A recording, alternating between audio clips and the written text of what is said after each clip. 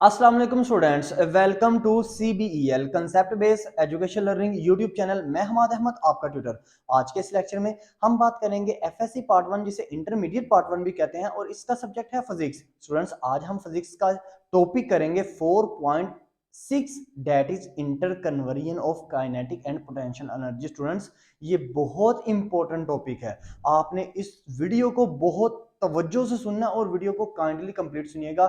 इंशाल्लाह ताला वीडियो के एंड तक आपको एक एक चीज समझ में आ जाएगी। सो स्टूडेंट्स वीडियो को शुरू करने से पहले आप स्टूडेंट्स से ये रिक्वेस्ट है, चैनल को सब्सक्राइब करें, वीडियोस को लाइक करें और इन वीडियोस को ज्यादा से ज्यादा अपने फ्रेंड्स में शेयर करें ताकि आपके साथ साथ उनका भी बेनिफिट हो जाए। सो स्टूडेंट्स हमारा जो लेक्चर है वो है inter conversion of kinetic and potential energy. देखिए इंटर कन्वर्जन का क्या मतलब है। इंटर कन्वर्जन का मतलब ये है कि काइनेटिक एनर्जी हमेशा पोटेंशियल एनर्जी में तब्दील हो जाती है और पोटेंशियल एनर्जी हमेशा काइनेटिक एनर्जी में तब्दील हो जाती है। मतलब ये कि जब आप टोटल एनर्जी निकालो किसी भी बॉडी के अंदर, तो उस बॉडी के अंदर काइनेटिक एनर्जी और पोटेंशियल एनर्जी हमेशा जब आपस में ऐड करेंगे ना तो हमें टोटल एनर्जी हमेशा सेम मिलेगी।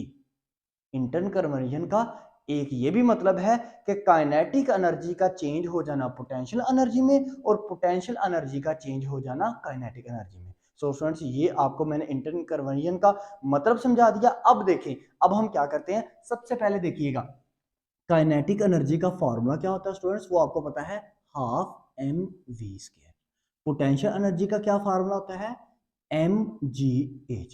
अब ना एक चीज को ना जरा अंडरस्टैंड कीजिएगा, मैं केस नंबर 1 आपसे डिस्कस करता हूं जो कि आपकी बुक ने भी डिस्कस किया हुआ है। देखिएगा एक मेरे पास ब्रिक है, ये मेरे पास एक ईंट है। इस ईंट को ग्राउंड से ना एक हाइट एज के ऊपर ऐसे मैंने हाथ में पकड़ा हुआ है। ये ग्राउंड है, ये ग्राउंड है। इससे एट हाइट एज यानी कि एक पॉइंट है एज, ऐसे ऐसे मैंने इस ईंट को पकड़ा हुआ है। अब ये जो पॉइंट है ना, इस पॉइंट का मैं नेम दे देता हूं ए। ये पॉइंट कौन सा है, ये पॉइंट ए है। अब आपको पता है ये ईंट दोबारा क्या करेगी, जमीन की तरफ आएगी। तो जमीन की तरफ आई ना तो यहां पर ना दरमियान में स्टूडेंट्स, यहां पर यानी कि दरमियान से थोड़ा सा ज्यादा ना ये बी पॉइंट है आपका। ओके, और जब ये ग्राउंड से जाके टकराएगी ना तो टकराने से जस्ट थोड़ा सा पहले यहां पर ये पॉइंट इसका क्या हो गया, ये पॉइंट इसका सी हो गया। अब आपने ना ध्यान से मेरी बातों को अंडरस्टैंड करना है, मैं बहुत इजी वर्ड में ना आपको बताऊंगा। देखिए एक ईंट मेरे पास, मैंने हाथ में ऐसे उसे पकड़ा हुआ है, इसका मतलब हाथ में पकड़ा हुआ है तो ये मेरे पास रेस्ट में है ना, तो काइनेटिक एनर्जी क्या है, जीरो है। जैसे ही इस ईंट को मैं फेंकूंगा तो ए पॉइंट से ऐसे मैंने पकड़ा था, ये पहले जाएगा बी पॉइंट, यहां तक बी पॉइंट समझ लें कि अगर 100% हाइट है ना तो 60 या 70% जब उसने फासला तय कर लिया ना ईंट ने, तो यहाँ पे समझ लीजिएगा ये बी पॉइंट है। फिर जब ये ग्राउंड से ऐसे टकराएगी, टकराने से जस्ट थोड़ा सा पहले ये इसका पॉइंट सी कहलाएगा। अब हमने ये देखना है क्या इस ईंट के अंदर काइनेटिक एनर्जी है। जी बिल्कुल है। देखो अगर मैंने ईंट को ऐसे पकड़ा हुआ है ना तो ये इसके अंदर काइनेटिक एनर्जी है, वो काइनेटिक एनर्जी जीरो है क्योंकि ये अभी मोशन में है। काइनेटिक सॉरी क्योंकि ये अभी रेस्ट में है। काइनेटिक एनर्जी का फार्मूला क्या होता है, हाफ एम वी स्क्वायर, यानी कि v square, v means velocity, तो वेलोसिटी कितनी है, जीरो है। इसका मतलब ये ईंट के अंदर काइनेटिक एनर्जी है। जैसे इसको मैं छोड़ूंगा जमीन के ऊपर, ग्राउंड के ऊपर जाके टकराएगी क्योंकि due to gravitational potential energy. तो ये जमीन के, ये ईंट के अंदर क्या है, पोटेंशियल एनर्जी भी है। तो इसका मतलब है एक बॉडी काइनेटिक एनर्जी से किस में कन्वर्ट हो रही है, पोटेंशियल एनर्जी में। तो ये कैसे कन्वर्ट होगी, अब हम इसको डिटेल में डिस्कशन करेंगे, आपने ध्यान से देखना है। लेकिन स्टूडेंट्स मैं यहां पे लिखता हूं एक्सप्लेनेशन, एक्सप्लेनेशन। आपकी बुक में ना जो लाइनें हैं ना आपने ऐसे लिखना है, मैं बता देता हूं, मैं आपको बताता हूं। Consider a body mass m, मैंने उस बॉडी को नेम दे दिया ईंट का, ठीक है। Consider a body mass m at a height h on point a, then this brick या this body will move on ground after some distance covered. The body will cover a distance on point b x। ये point B पे इस body ने जो distance cover किया है ना, इसको मैं नेम दे देता हूं एक्स का। यानी कि ना ए से बी के दरमियान जो फासला उस ईंट ने तय किया है ना, वो फासला क्या है, एक्स है। ये ऐसे समझ कि ए पॉइंट के ऊपर हाइट जो थी ना, ये ग्राउंड से हाइट थी 10 मीटर, और जैसे ही ये 8 मीटर का डिस्टेंस इसने कवर अप किया, 2 मीटर पे गई ना, तो इसका मतलब है इसने कितना डिस्टेंस कवर अप किया, इसने कवर अप किया 8 मीटर डिस्टेंस कवर अप किया, तो उसको मैंने एक्स का नाम दे दिया। फिर जाके वो ग्राउंड से टकरा गई। अब आगे आपने लिखना है then at C point this this body will hit the ground. ये सारी लाइनें आपने इस तरह लिख देनी है एक्सप्लेनेशन में। अब आप क्या करेंगे, आपने क्या फाइंड आउट करनी है, हमने फाइंड आउट करनी है students total energy. Total energy किसके बराबर होगी, ये टोटल एनर्जी एट पॉइंट ए। देखिए ये मैं लाइन लिखने लगा हूं, क्योंकि हमें ना हर पॉइंट के ऊपर ना अलहदा अलहदा टोटल एनर्जी फाइंड आउट करनी पड़ेगी। फिर हम देख पाएंगे कि किस पॉइंट में काइनेटिक एनर्जी कन्वर्ट हुई है पोटेंशियल एनर्जी में, और किस पॉइंट में पोटेंशियल एनर्जी कन्वर्ट हुई है काइनेटिक एनर्जी में। तो टोटल एनर्जी का क्या फार्मूला होगा एट पॉइंट ए, देखिएगा टोटल एनर्जी बराबर होती है kinetic energy at point A plus potential energy at point A. अब काइनेटिक एनर्जी क्या होती है, half m v A square, क्योंकि जो हमने पॉइंट ए के ऊपर काइनेटिक एनर्जी फाइंड आउट करनी है, plus m g h A, क्योंकि पोटेंशियल एनर्जी हमने फाइंड करनी है पॉइंट ए के ऊपर। अब देखिए सबसे पहले आपको क्या चाहिए, आपको ना आपको वेलोसिटी चाहिए ए पॉइंट के ऊपर, आपको हाइट चाहिए ए पॉइंट के ऊपर। तो सबसे पहले हाइट देखते हैं, चलें सबसे पहले वेलोसिटी देखते हैं।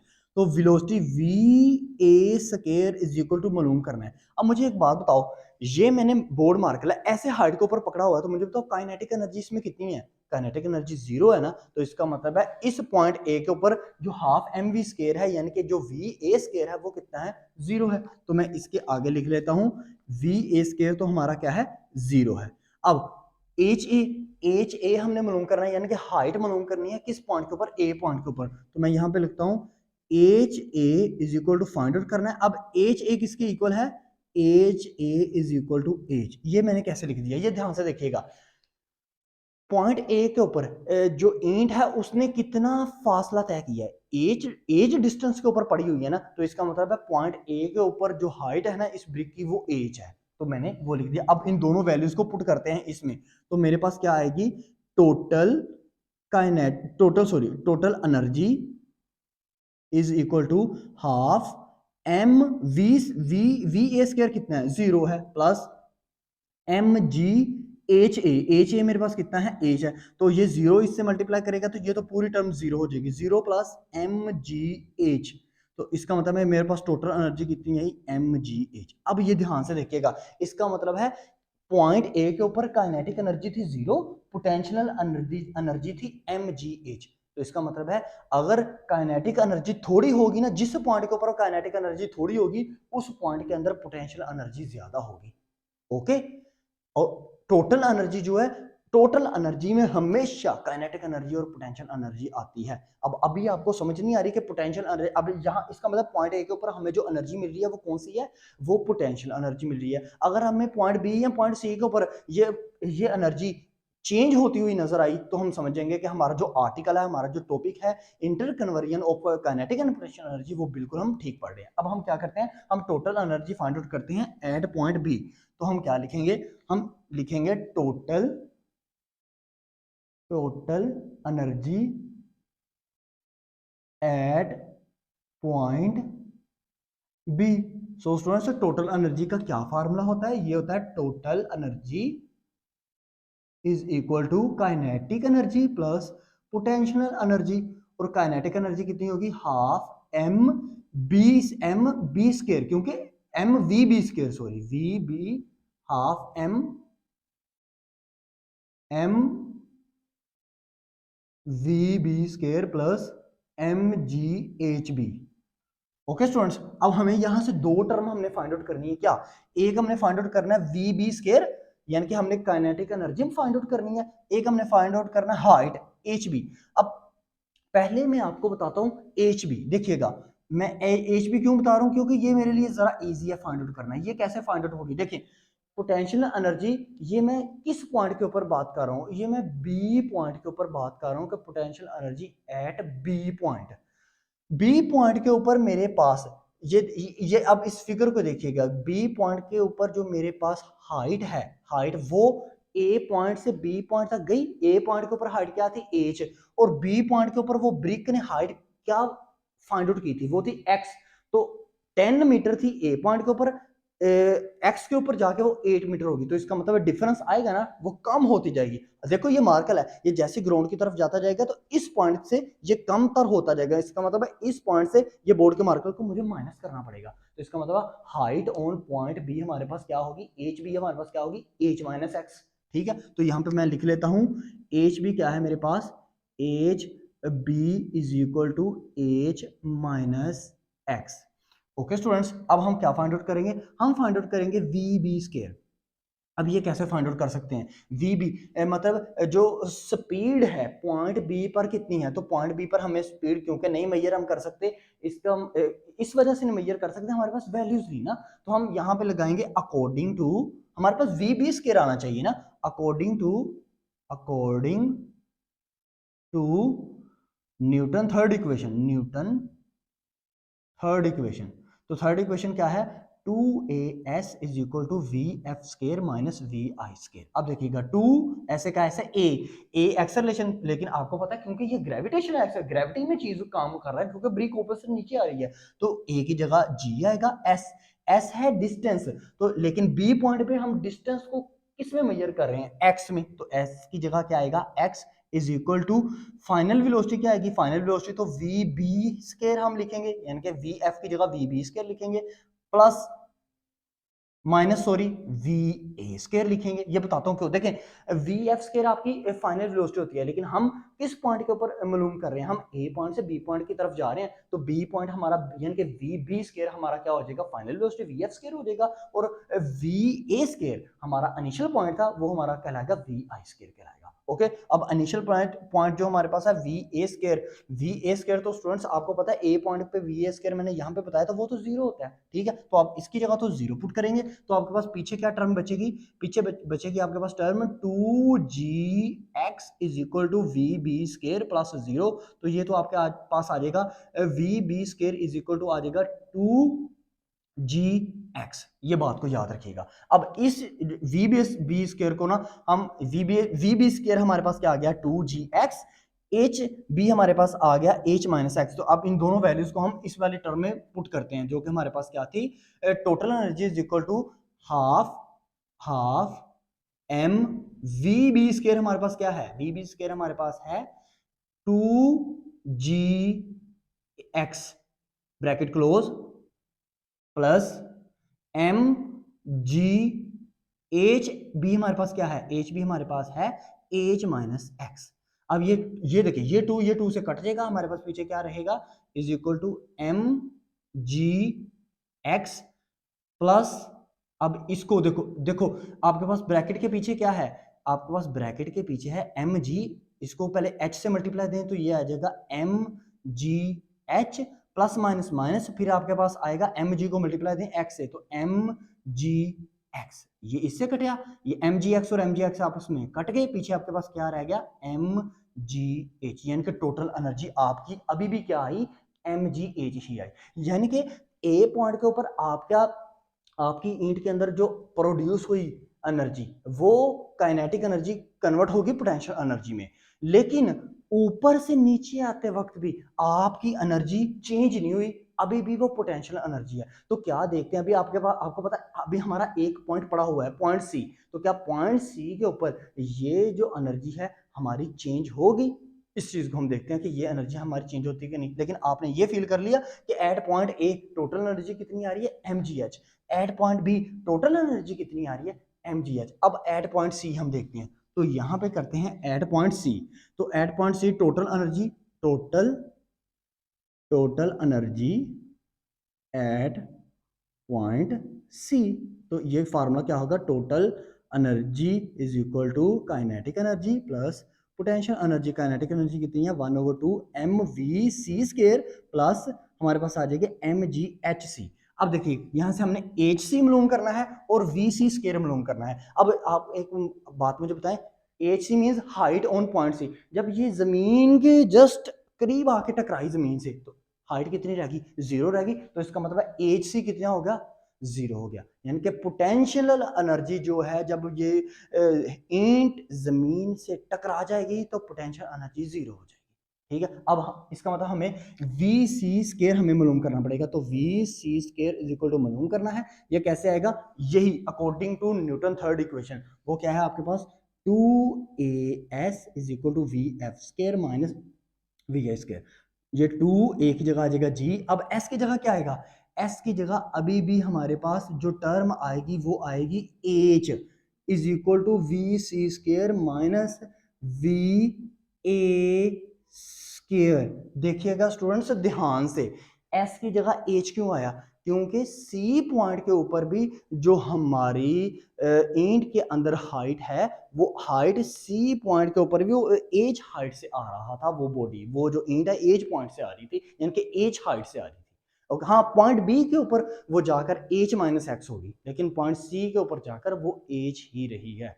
ओके स्टूडेंट्स, इस चीज को अंडरस्टैंड आप कर रहे हैं। अब देखिएगा आगे हम मूव ऑन करते हैं। अब इसका मतलब है वी सी स्केयर हमारे पास क्या आया, v c square is equal to 2gh। अब देखिए वी ए स्केयर वो तो हमारे पास 0 ही होगा, क्योंकि पॉइंट ए के ऊपर तो हमारी इंट ऐसे है, एट रेस्ट है, तो वो हमेशा 0 होगा। अब इस इक्वेशन को हम इसमें पुट कर देंगे इन वैल्यूज को, तो हमारे पास क्या आएगा, हमारे पास आएगा total energy is equal to 1/2 m v c square plus m g h c. अब देखिएगा ध्यान से, 1/2 एम वी सी स्केयर हमारे पास क्या है, वो है हमारे पास 2gh।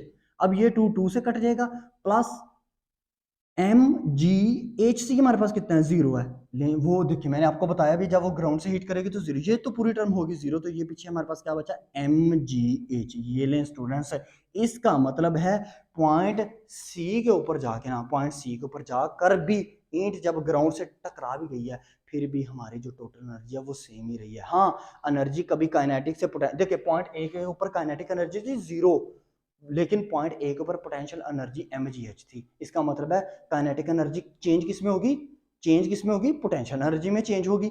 पॉइंट बी के ऊपर चलते हैं। पॉइंट बी के ऊपर काइनेटिक एनर्जी हमारी कितनी थी, काइनेटिक एनर्जी पॉइंट बी के ऊपर हमें शो हो रही थी, काइनेटिक एनर्जी वो थी हमारे पास, ये जो हमने according to Newton third equation हमने की है, जो कि हमारे पास आई थी 2gx। ठीक है ना, लेकिन इसका मतलब है पॉइंट बी के ऊपर काइनेटिक एनर्जी है थी, लेकिन पॉइंट बी के ऊपर पोटेंशियल एनर्जी भी हमारे पास थी, लेकिन वो h माइनस एक्स थी। इसका मतलब है काइनेटिक एनर्जी भी थी, पोटेंशियल एनर्जी भी थी पॉइंट बी के ऊपर। जैसे ही पॉइंट सी आया तो काइनेटिक एनर्जी मौजूद रही, लेकिन पोटेंशियल एनर्जी 0 होगी। लेकिन इन तीनों, इस सारे प्रोसीजर के अंदर ना हमारी टोटल एनर्जी जो है वो सेम ही आई है हर पॉइंट के ऊपर। यानी कि इसका मतलब ये है, अगर अगर एक बॉडी काइनेटिक एनर्जी से पोटेंशियल एनर्जी, फिर पोटेंशियल एनर्जी से काइनेटिक एनर्जी में चेंज होती रहे, उस बॉडी का जो ओवरऑल एनर्जी उस बॉडी के अंदर होती है ना, ओवरऑल जो मैकेनिकल एनर्जी होती है, मैकेनिकल एनर्जी मींस एनर्जी होती है, वो सेम ही रहती है। ओके स्टूडेंट्स, अब यहां से आप एक चीज को और समझिएगा, अगर हमारे पास लॉस इन पोटेंशियल एनर्जी हो ना, यानी कि पोटेंशियल एनर्जी अगर गिर रही हो, तो याद रखिएगा काइनेटिक एनर्जी बढ़ रही होती है। अगर पोटेंशियल एनर्जी बढ़ रही हो तो काइनेटिक एनर्जी गिर रही होती है। जैसे काइनेटिक एनर्जी एट पॉइंट ए के ऊपर क्या थी, कम थी, यानी कि लॉस हो रहा था, लेकिन पोटेंशियल एनर्जी में गेन हो रहा था, mgh। Kinetic energy at C point की क्या थी, गेन हो रही थी, लेकिन सी पॉइंट के ऊपर जो पोटेंशियल एनर्जी थी वो 0 थी। अब हम क्या करते हैं, आपकी बुक में जैसे लिखा हुआ है, केस नंबर 2 से ये चीज को हम डिस्कस करते हैं। केस नंबर 2 में वो ये कहता है, loss in potential energy is always equal to gain in kinetic energy. अब इस चीज को हम डिस्कस करते हैं।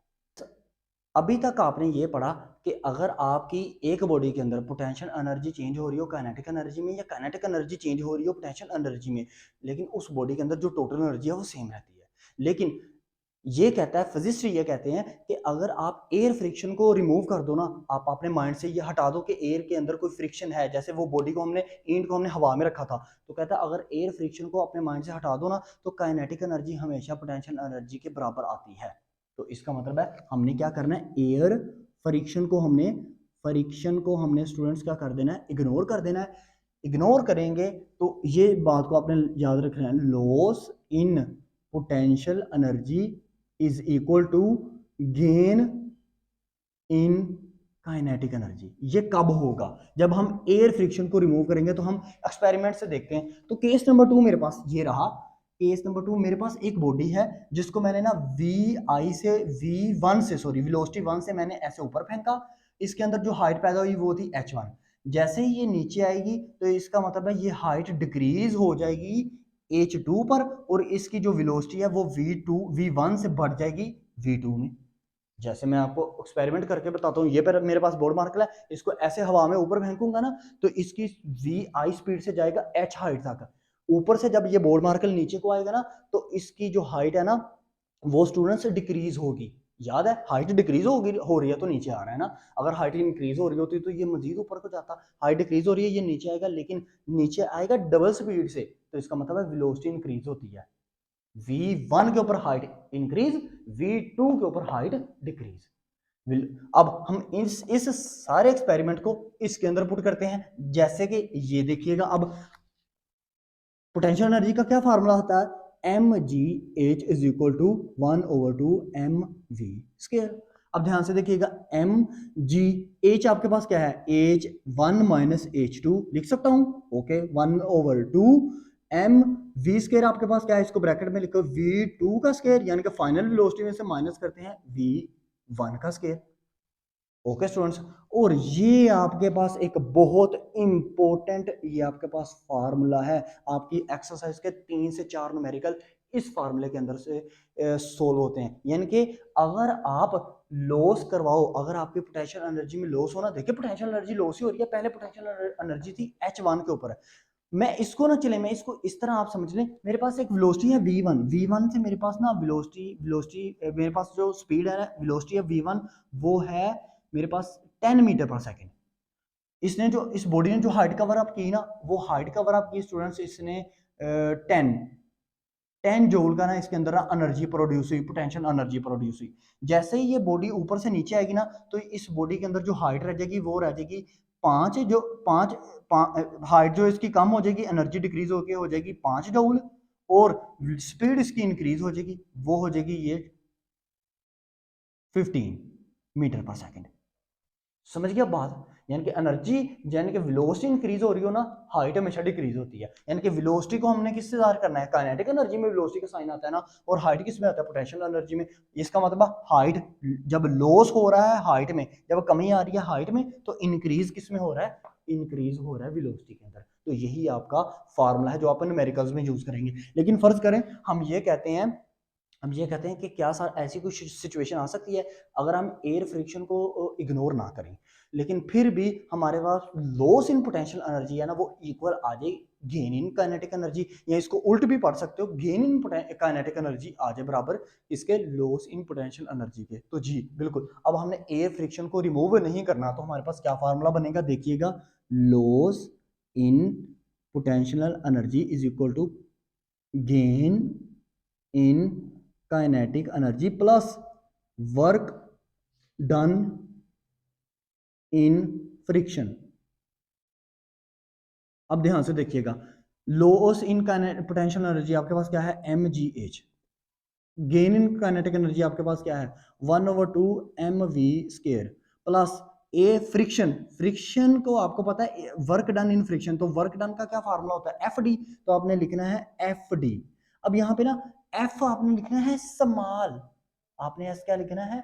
स्मॉल, क्योंकि फ्रिक्शन को एफ से जाहिर कर रहे हैं। अब डी आपके पास फोर्स, आपके पास फोर्स कौन? देखिए वर्क का फार्मूला होता है F D. F mean force, D मैंने डिस्प्लेसमेंट। तो एफ फोर्स हमारे पास कौन सी रख दिया? Force of friction. इसका मतलब हम फ्रिक्शन की फोर्स लगाने के लिए स्मॉल एफ को यूज करेंगे, ठीक है। और डी है डिस्प्लेसमेंट। तो आपके बॉडी कितना डिस्प्लेसमेंट कवर कर रही है ऊपर से नीचे जाने के लिए? एच। तो इसका मतलब आपका फार्मूला क्या हो जाएगा? आपका फार्मूला हो जाएगा mgh is equal to 1/2 mv² plus f h. ये आपके पास ये भी क्वेश्चन है, ये भी बहुत इंपॉर्टेंट है, लेकिन आपने इस दोनों फार्मूलों को याद रखना है। ये शॉर्ट आंसर क्वेश्चन में वो पूछता है क्या, कहता है अगर आप एयर को रिमूव करो, इग्नोर करो, तो तब आपका loss in potential energy is equal to loss in kinetic energy, gain in kinetic energy किस तरह आएगा, उसमें फार्मूला बताएं। फिर अब आपको कहता है अगर आप एयर फ्रिक्शन को रिमूव ना करो, उसकी मौजूदगी के अंदर, एयर फ्रिक्शन की मौजूदगी के अंदर आपकी loss in potential energy kinetic energy के गेन में किस तरह मददगार साबित होती है, उसका फार्मूला मुझे बताओ, और वो फार्मूला ये होता है। ये है स्टूडेंट्स आपका एक टॉपिक। आई होप सो आपको वीडियो अच्छी लगी होगी, मैंने आपके लेवल तक जाके आपको समझाने की कोशिश की है। कमेंट सेक्शन में बताया करें आपको कितनी समझ में आई, या आप इसके अंदर मजीद क्या इंप्रूवमेंट चाहते हैं, और आपको किस किस टॉपिक में अभी तक प्रॉब्लम्स आ रही हैं। अब तक इतना ही, अपना ख्याल रखें अपने इस यूट्यूब चैनल का भी। अल्लाह हाफिज।